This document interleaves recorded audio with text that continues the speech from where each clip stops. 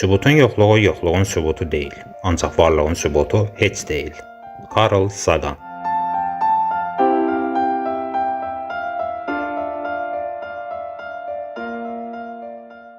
Yəqin bu məşhur deyimi görmüş, yaxud eşitmisiniz. Ancaq adətən bu deyim manipulyatorlar tərəfindən yarımçıq təqdim edilir. Bu da öz növbəsində cəhalətə istinad edərək iddia formalaşdırma xətasına, başqa sözlə argumentum ignorantiyama səbəb olur. Təbii ki, bunu edənlər heç də hər zaman bədniyyətli kəslər olur. Bəzən məlumatsız adamlar da bu xətaya yol verirlər. Gəlin əvvəlcə deyimin hansı mənaya gəldiyini biraz açıqlamağa çalışaq. Məsələn, bir adam iddia edir ki, gecə həyətdə gəzərkən səmada uçan naməlum obyekt görüb. Ancaq buna dair yetərli sübutu mövcud deyil. Lakin sübutun olmamağı adamın yanıldığının yaxud yalan danışdığının dəlili ola bilməz.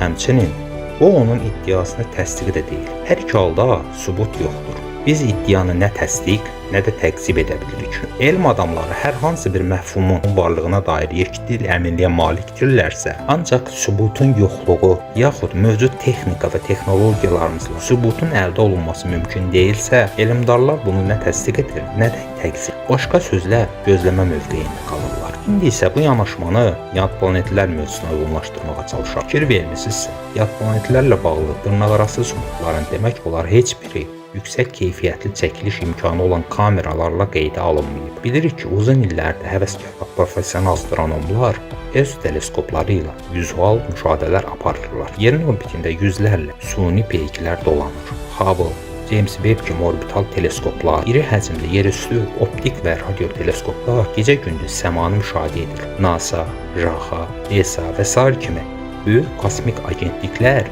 daim kosmosu müşahidə edir. Ancaq maraqlıdır ki, yad planetli səyyahlar bütün bu samballı və etibarlı qurum və adamların yox, hansısa fermerin, yoldan keçən və 8K çəkiliş edən mobil cihazların olduğu bu dövrdə 1,3 megapiksel çəkiliş imkanına malik smartfonla qeydiyyat aparan adamlara tuş gəlir. Hə, ola bilər ki, bütün samballı və etibarlı qurum və adamlar birlikdə hərəkət edir və bizi aldatmaqla məşğuldurlar. Vacib saatlarını, günlərini, illərini, vəsaitlərini bizi dolamağa xərcləyirlər. Buna inanıb inanmamaq tamamilə sizin şəxsi işinizdir. Ancaq əmin ola bilərsiniz ki, bu qədər enerji, vəsait, texniki imkanlar, koordinasiya, professionallıq və sair uzun müddət və xəta etmədən təmin olunması mümkünsüzdür.